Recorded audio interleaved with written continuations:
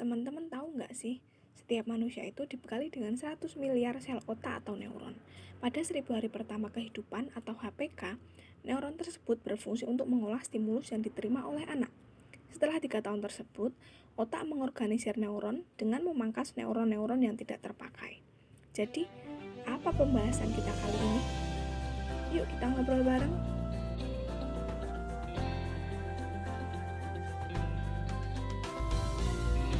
Assalamualaikum teman-teman. Di video kali ini kita akan membahas tentang don'ts and do's di masa tumbuh kembang anak usia dini. Kira-kira apa sih hubungannya dengan materi di awal video tadi? Jadi gini guys, seumpama kita di masa depan punya anak nih. Kita nggak tahu kalau di 1000 HPK itu perkembangan otak anak berada pada masa puncaknya. Nah, karena ketidaktahuan kita itu, kita jadi biasa aja gitu ngurus anaknya. Nah, karena biasa aja, otomatis kan perkembangan otak anak jadi kurang maksimal nih. Pada akhirnya, kita hanya akan menyia-nyiakan tumbuh kembang otak anak di usia tersebut. Udah paham kan? Yuk kita lanjut materinya. Dan yang pertama yaitu nonton TV. Tenang, yang dimaksud nonton TV di sini bukan berarti sama sekali nggak boleh nonton TV ya. Sebenarnya lebih ke diatur jadwalnya aja. Soalnya kan TV itu kan interaksi satu arah. Nah, ditakutkannya untuk anak yang masih mengembangkan kemampuan bicaranya, itu akan menghambat stimulasi kemampuan bicara dia. Jadi, dia nanti bisa kena speech delay atau keterlambatan kemampuan bicara.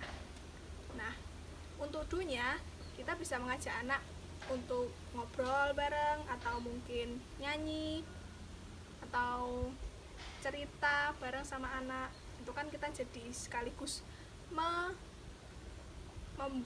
menciptakan bonding dengan anak gitu. Kedua, kita kan tadi membahas tentang nyanyi nih. Jadi don yang kedua itu adalah menyanyikan lagu dewasa untuk anak. Ya masa anak umur 5 tahun suruh nyanyi lagu Putus Cinta, kan gak lucu ya. Jadi jalan keluarnya yaitu carilah lagu yang cocok untuk anak-anak. Contohnya kayak lagu daerah, kicir-kicir, terus ada Soleram. Kalau enggak ya lagu nasional kayak Desaku atau Syukur. Itu kan sekaligus membangun jiwa nasionalisme pada anak, ya kan? Yang ketiga yaitu main gadget terlalu lama. Main gadget itu gimana sih? Rebahan, terus dua tangan pegang HP, jempolnya mencet-mencet layar HP, terus matanya deket banget sama layar HP. Nah, jadi kesimpulannya gimana? 1. Anak jadi kurang gerak. 2. Motorik kasar dan motorik halus anak kurang terasa. Dan yang terakhir, mata anak jadi cepat rusak. Jadi gimana nih jalan keluarnya? Daripada kita ngebiarin anak untuk main gadget terlalu lama nih, mendingan kita ajak main anak. Kayak main Lego. Main Lego kan itu melatih motorik halus anak. Terus kalau untuk motorik kasarnya kita bisa aja main bola atau enggak kejar-kejaran. Selain melatih motorik kasar, itu juga sekaligus olahraga fisik buat anak. Keempat, jangan berbohong pada anak. Meskipun dia masih anak kecil dan belum tahu apa-apa, tapi sebenarnya dia itu sedang belajar dari orang tuanya loh. Seumpama nih, jangan dikira kita bohong terus dia nggak tahu apa-apa. Seumpama dia nangis karena dia nggak mau pulang, pengennya main, terus bundanya bilang, yuk pulang yuk, nanti di rumah makan es krim. Nah, akhirnya dia mau pulang nih. Setelah sampai rumah, ternyata bundanya nggak jadi ngasih es krim dan nggak bilang apa-apa. Jadi anak mikir gini nih, oh tadi bilangnya mau ngasih es krim, tapi nggak jadi ngasih es krim, berarti gini boleh ya gitu. Nah, daripada memberi harapan palsu kayak gitu, mending ngomong yang sebenarnya. Nggak apa-apa anak kecewa, mereka kan juga harus tetap belajar untuk kecewa. Nah, misalnya sekarang waktunya pulang, ya harus pulang dong, karena emang waktunya pulang. Masa ya mau main terus nggak pulang-pulang? Misalnya terus anak jadi tantrum nih, nggak mau pulang, dia ngambek. Bunda jangan luluh ya, soalnya kadang anak itu tantrum karena emang jadi senjatanya dia biar diturutin gitu.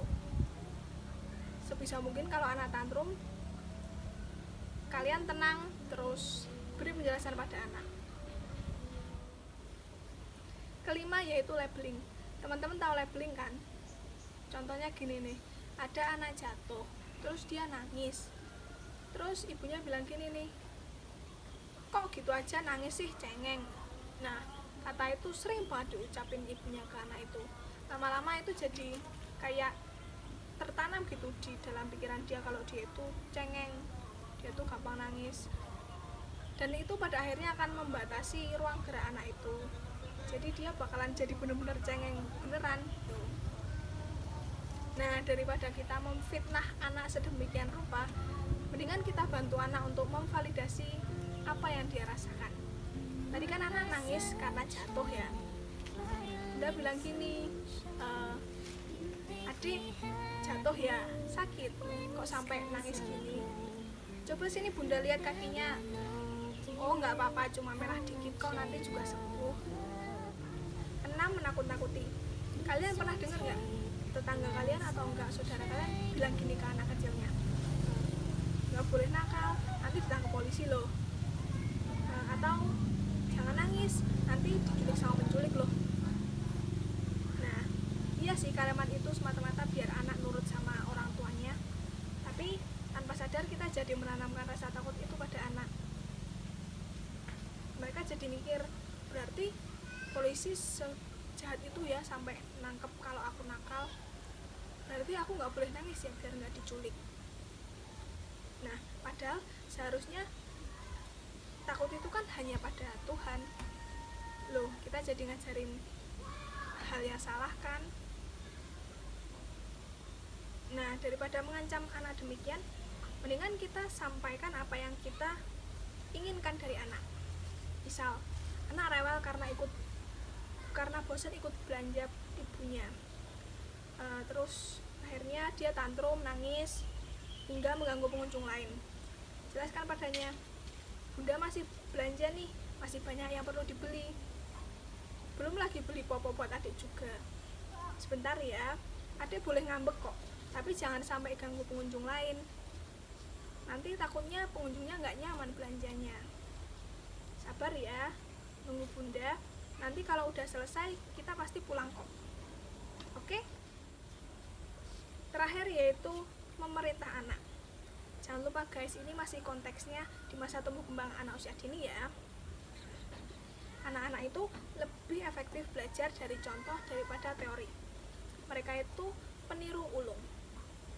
Makanya kadang orang tua bingung, kok anakku bisa ngelakuin ini padahal nggak pernah diajarin. Ternyata sering ngeliat ayahnya atau bundanya ngelakuin itu. Nah, jadi kita sebagai para calon orang tua harus membiasakan diri untuk berperilaku baik ya, kalau ingin punya anak yang baik juga. Seumpama kita ingin punya anak yang rajin membaca, tentu kita sebagai orang tua harus mencontohkan di depan anak kalau kita sering membaca kan.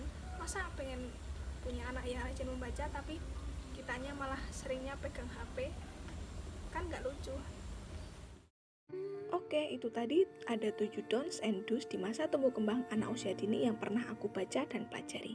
Kita sebagai para calon orang tua, sama-sama belajar yuk untuk menjadi orang tua yang baik.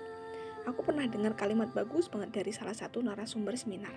Kata-katanya gini nih, let children be children. Maksudnya adalah, biarkan anak-anak berada pada dunia anak-anak. Jangan anak-anak kau paksa untuk menjadi dewasa, itu ada waktunya sendiri kok nanti. Masa anak-anak kita fokuskan untuk menstimulasi tumbuh kembangnya, tanpa paksaan, tanpa trauma. Setidaknya kita sekarang sama-sama belajar teorinya dulu aja ya. Semoga nanti akan memudahkan kita untuk beradaptasi jika memang sudah waktunya menjadi orang tua. So, sekian video kali ini. Mohon maaf jika ada kesalahan kata maupun kalimat yang menyinggung. Terima kasih sudah mau belajar bareng sama aku